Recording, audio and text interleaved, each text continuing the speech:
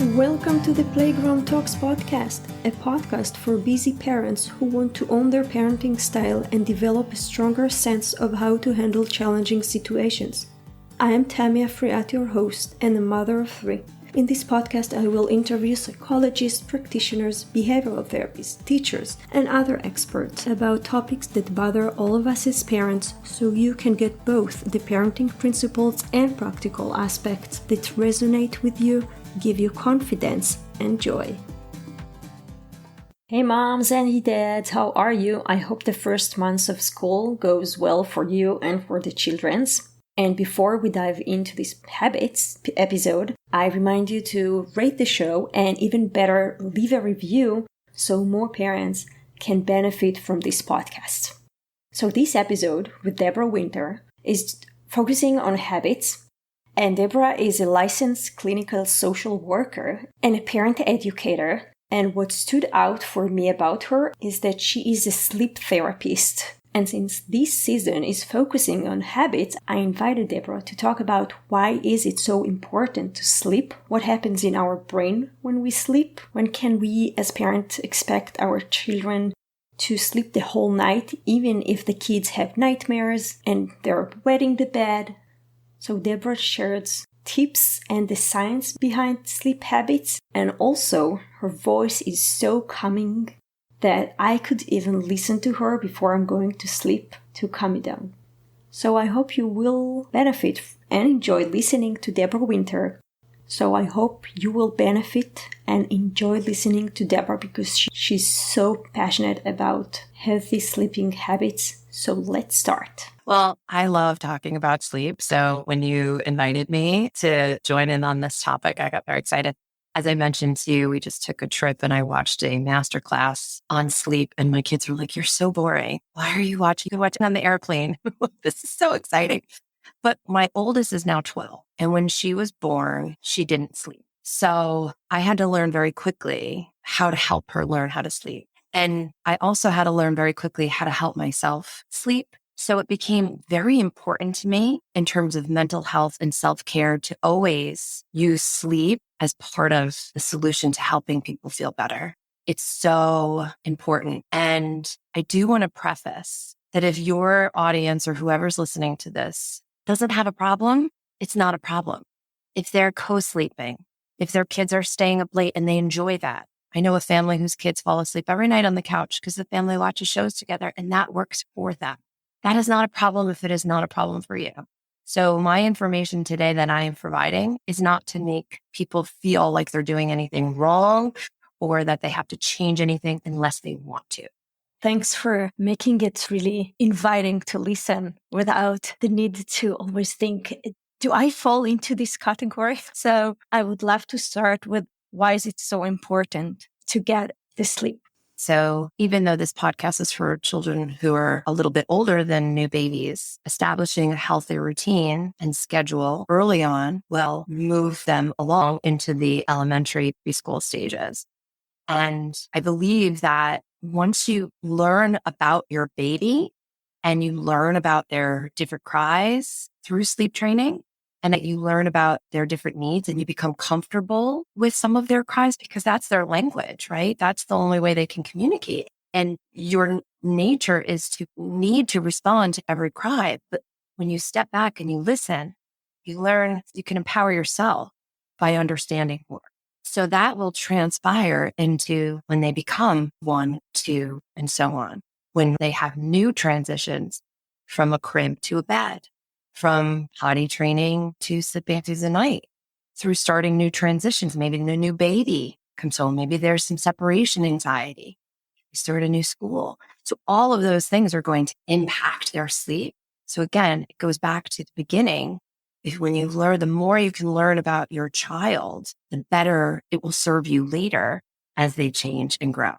I get that. So actually every transition has the potential of affecting the quality of my child's sleep. Absolutely. So, they say you can't do it all, right? You can't give me a perfect sleeper and a perfect potty trainer and a perfect school. At some point they're going to be learning a new skill and they're going to be focusing on that skill and the other things might change. But you asked me, Tommy, why is sleep so important? So It's important for our mental health, which I had mentioned earlier, and it's important also for our physical health. So everything that we learn throughout the day, including things that we didn't even realize that we were taking in, gets processed when we sleep. And that's what happens to our brains when we sleep. So we're storing memories, right? Also, our heart rate and digestive system slows down. Our body temperature cools off. So we are resting so that we can restore ourselves and create memories so that we can be better learners, more patient, healthier beings the next day. If we skip that sleep, our body doesn't bank sleep hours. You can almost not make up for it the next day, right? You tried to, but you've lost out on that memory making and you've lost out on that good wellness that occurs when you're resting. So, you've got children who can be a little bit more regulated. You have a parent that could be more patient, and you've got healthier beings as a result. Healthier dynamics. Healthier dynamics overall, correct. Right. I get that. And so I want to dive in, if you don't mind, Sure. to what would consider to be a healthy sleep habits in details. For example, how much time should it take to my child and for myself to fall asleep? Yeah, that's a good question. So for a child aged 2 to 8, it's going to be a little bit different because they're going to have different habits at 2. They're going to have your brains are changing. I always say it's good for them, hard for us. So they may have a little bit more fear at night. So there might be a little bit more tending to the child as they're going to sleep. You might hear parents say, one more glass of water, one more song. There's monsters under my bed. Those children might also have some, nightmares more often. And again, that's their brain changing. That's their social, emotional learning. But for a 4, 5, even 6, 7, 8-year-old, no more than 20 minutes. And even for an adult, the time that you start to close your eyes, you go into what they call a non-rapid eye movement sleep, and you start to go from light sleep into much deeper sleep. And from there, you go into your rapid eye movement sleep, and then you come out again. So that whole sleep cycle from going from light to deep to light again, it's going to take about 90 minutes. So you figure it takes about 20 minutes to start you off to get to the deep sleep. Okay. If you've ever watched your children sleep, or if you've watched a partner sleep, or maybe even yourself while you're falling asleep, watching a TV show, that's that very first stage. I'm not asleep. I'm watching a movie, I swear. I could hear everything. Or your kid's like, I'm not asleep. I'm not tired. And then all of a sudden you can see their body. Like maybe you have a pet twitch, right? That's their going into that deep sleep. So to answer your question, it should take about 20 minutes, even for a younger child, but they just have more need. So it takes a little longer. And now it's the most important question. So how much hours should my child get a sleep? And also, do you say that it's including naps? Including naps, you would want to have a gross amount of total sleep hours. So actually, I have my chart in front of me here. 2 years to 3 years, total sleep hours, 12 to 14, with a number of hours during the day, maybe 1.5. So if they're not sleeping, because some 2, 3-year-olds refuse the naps, you would hope that they were making up anywhere from 12 to 14 at night. But if they are taking a nap during the day, and let's just say it's a 2-hour, 3-hour nap, you're not going to get 14 hours at night, you see? Right. You can't have it all, like I said earlier. When I moved from my home country, then my daughter was kind of forced to sleep. It sounds bad, but that's just the law in here, like in the United States. And so she wouldn't fall asleep during the night. And that was a nightmare for me. So then I figured that there is different approach towards should the child get a nap or not. And it's a relief knowing that you gave this data that some kids just not need that anymore, this nap time. I won't say they don't need it, right? Even as adults need it, but they may refuse it. Meaning at a 2-year, 3-year-old age, the environment they're more mobile. They are more exploratory. They can leave the parent now more freely. They don't have to be carried around everywhere. So oftentimes the world is way too exciting and it could be very difficult to settle a child. However, I wouldn't try to not nap them. I wouldn't say, oh, they don't need it, because what happens is our body is designed to keep ourselves alive and healthy, and including sleep. So we have hormones and neurotransmitters in our body that help us get sleepy. And so for a young child during the day, even though they appear as though they're not tired or they're refusing to sleep, doesn't mean that their body doesn't need it. So if they fight the nap, more often I would say to a parent, give your child feet off the floor time, have them read a book in their room, away from the stimuli. If they won't sleep, at least they're having some downtime so that their brain can focus on one thing only and relax. Okay. Mhm. So one sign to skip the nap is when the child is refusing. Is there any more signs that could be a clue that the child is not in a need anymore for a nap? I think you said something like it was the law in the United States, right? So up until the age of 4, if a child's going into like a preschool program, they are required to give that child rest time until kindergarten starts when we're 5. So I'd go by those guidelines. But again, you have to know your child. There are some children that still want that nap at 5, 6 years old. I learned on my master class that there are night owls and early birds.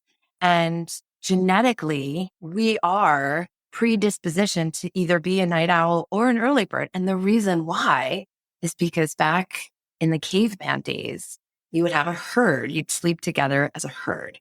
Now we sleep as an individual, perhaps with a partner. But back then you were vulnerable to outside the environment.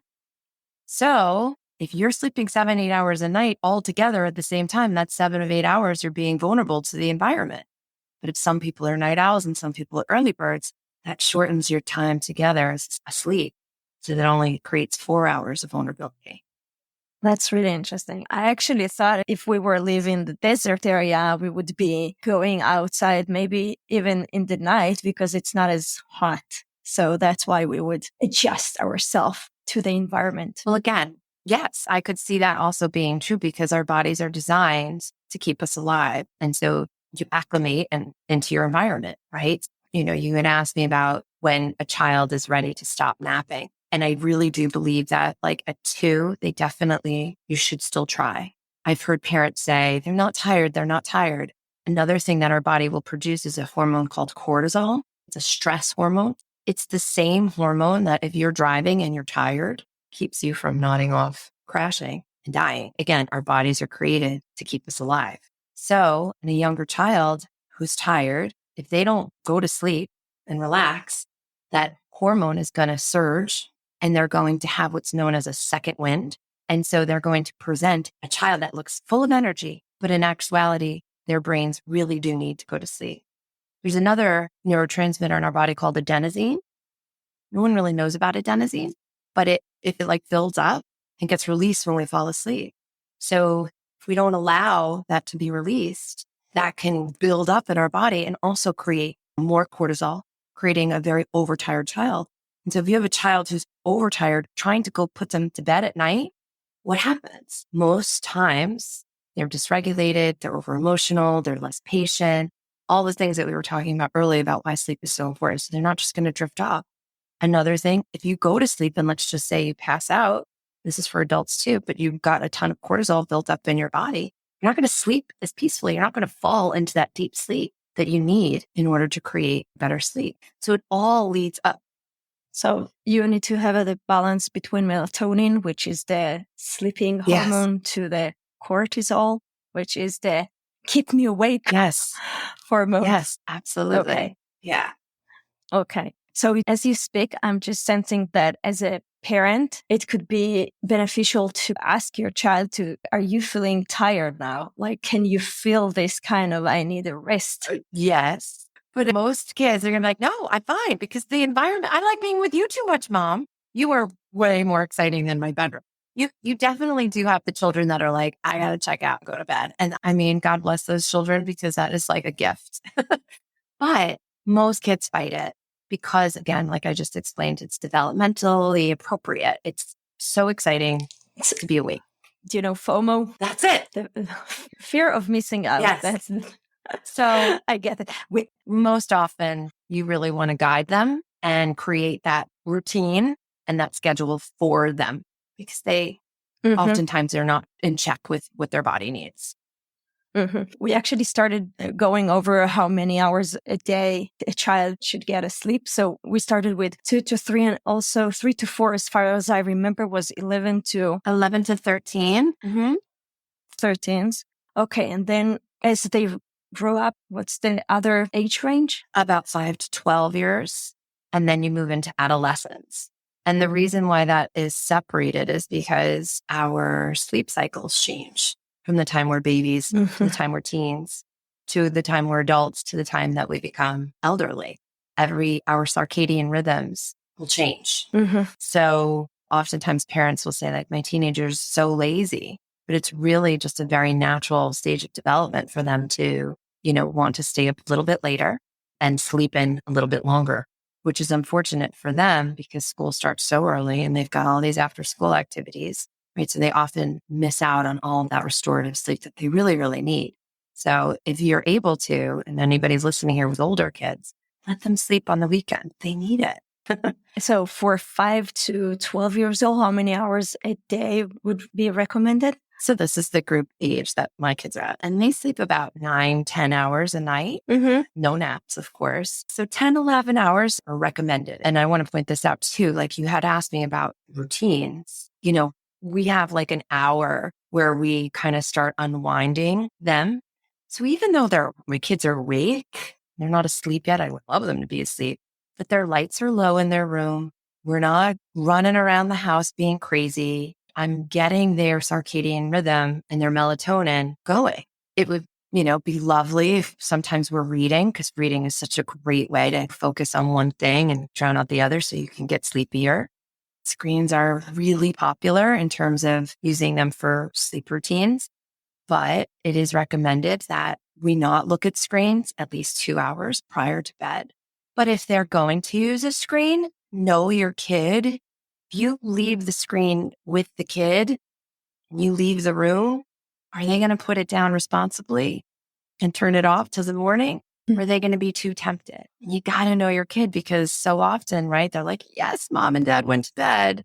I can take out my screen again. And it is so unhealthy for them to be like this. And not everybody has a sensitivity to the light and the tech, but most do, right? Because again, it changes their circadian rhythm. It's telling us it's light out. We don't need to go to sleep. It's stimulating the brain. And it's also stimulating the brain. So you've got your dopamine and your serotonin and all those feel good things that are like, keep doing this, keeping us awake. Got it. So in terms of how to establish healthy routine is no running around and increasing the adrenaline for about, I think I read 2 hours before going to sleep. Is that right? I don't know, but like if you have a parent that's getting home late from work and the child's supposed to be in bed at 8, I'm not going to tell that parent, don't horse around with your kids and have a great time because that's important too. But after you rile them up, also make sure that you calm down with them, right? Don't just go, oh, now you've got to go to bed and why won't you calm down? Because that's not fair. Like you said, you've got their adrenaline going. We want to help them unwind. And so ideally it would be an hour and a half, but that's not always likely for every household. So whatever you do, just recognize there's got to be a transition period. Lights start to get lower. Maybe there's a bath, right? Because the bath warms up our skin and brings all the blood to our surface so that when we sleep, we cool down naturally. So we do that a lot faster. And when we sleep, we get to a temperature that's like supposed to be really cool for sleep and our blood pressure drops and our heart rate slows down. So it's like coming down, no running around, avoid screen time 2 hours before sleep time. I mean, again, everyone's going to go, how 2 hours? It's crazy. So I mentioned to you, my family, right? I don't follow this sleep chart exactly because it's not doable in my family life, right? We have a lot of after school activities. By the time we're eating dinner, sometimes it's 7:30 at night. They're going to bed at 9:30. That's 2 hours. So we love to watch a show all together as a family. That's screen time. But I make sure that once that show is over, then there's a little bit of downtime in the room without a screen. It's 5 minutes, 10 minutes.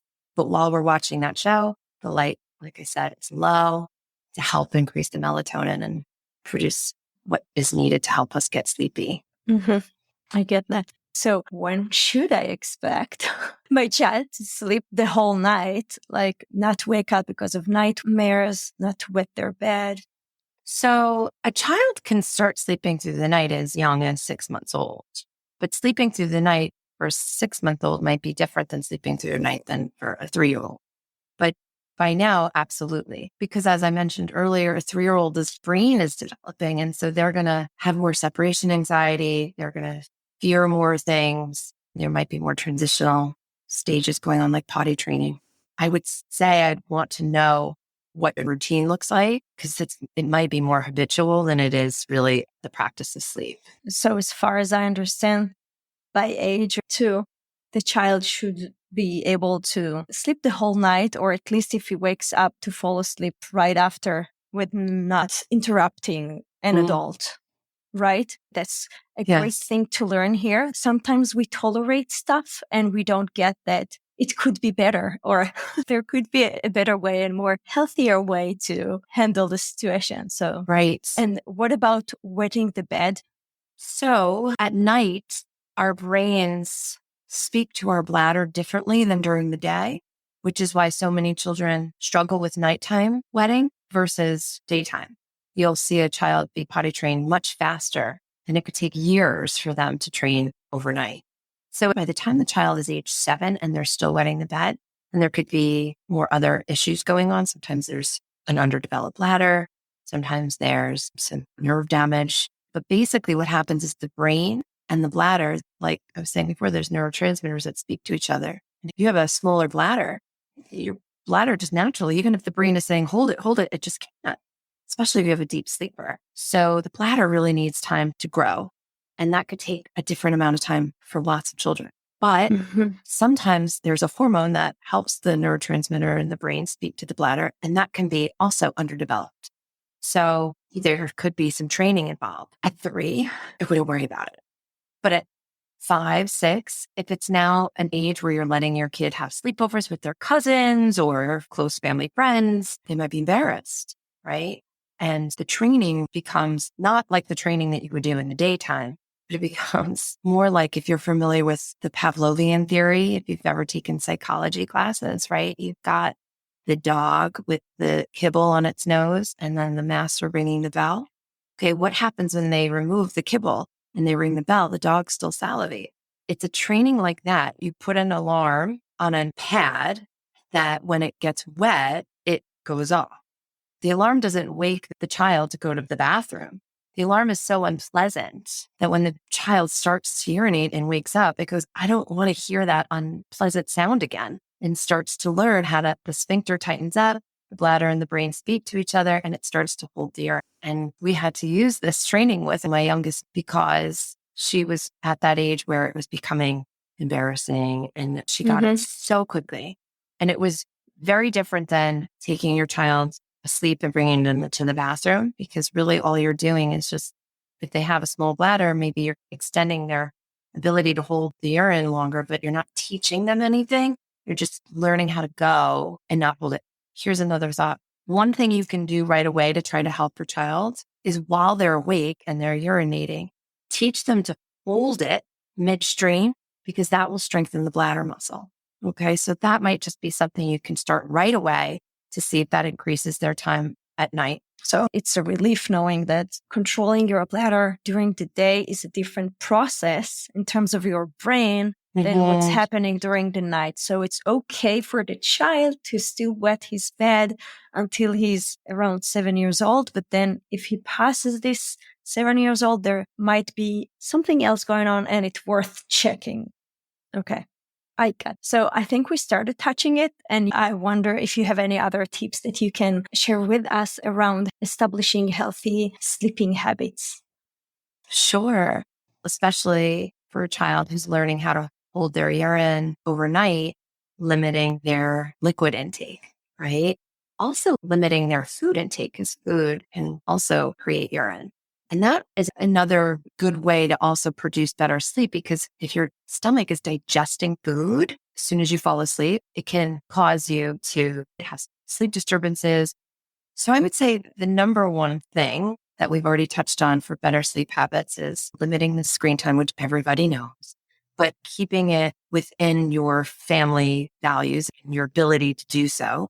But even if it's for 10 minutes, just to have that downtime, limiting food, limiting liquids, reading and having some quiet time. Some children might like music, all for others that might be too stimulating. We used to use an app called Moshi. I think it was Moosh. You know it? You know it? Yeah, we also used it. It worked until it didn't work. Then it became stimulating. So then, just talking to your child with the lights low, just telling a story or just sharing a little bit about your day. A lot of parents will say, when my kids come home from school, they don't open up, but then they go to bed, they open up. They're relaxed. They're not distracted with their environment. So you don't want to go into hours and hours of conversation because that will keep them awake.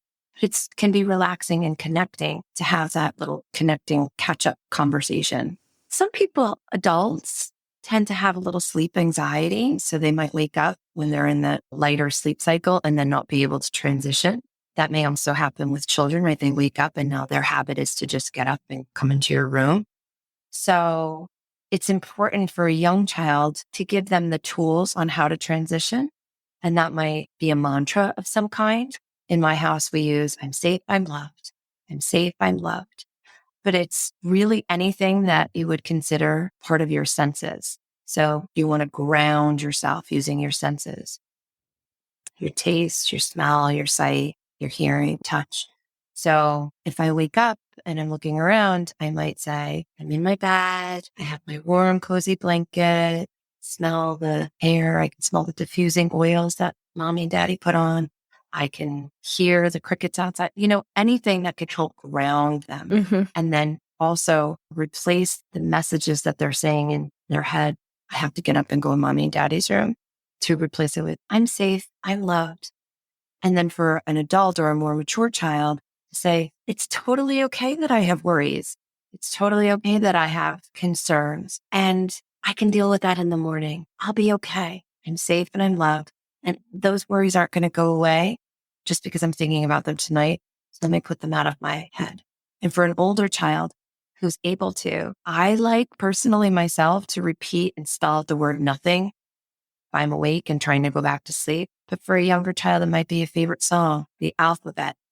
It's the whole counting sheep theory, right? You're replacing your distracted thoughts with focused thoughts. It's almost like coping skills for a younger child to redirect their thought. Yes. And here's what happens with a younger child, right? Because this is going to be very big thinking for them just at night. So you don't start the practice at night. You start it all during the waking hours and you talk about it and you reinforce it and perhaps you reward it so that they're learning new patterns, right?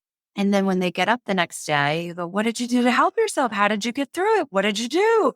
And you continue to talk about it and reinforce it. But parents have to be consistent or else the message doesn't work.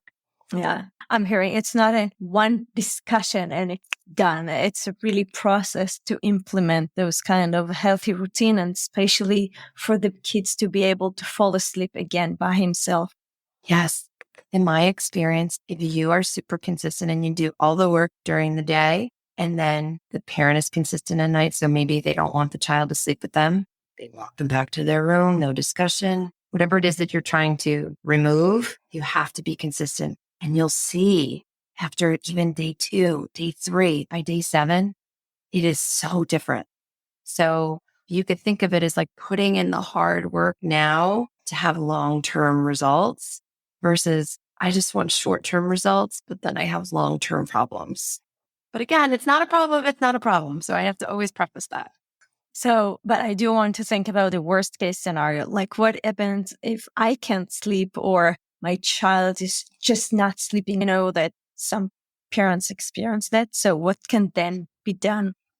Well, if the child isn't sleeping and you really feel like you've tried everything, there might be information that you want to rule out from the pediatrician. I mean, is there something going on? Do they have a developmental disability, like an ADHD, that's preventing their brain from slowing down? And maybe they can't relax.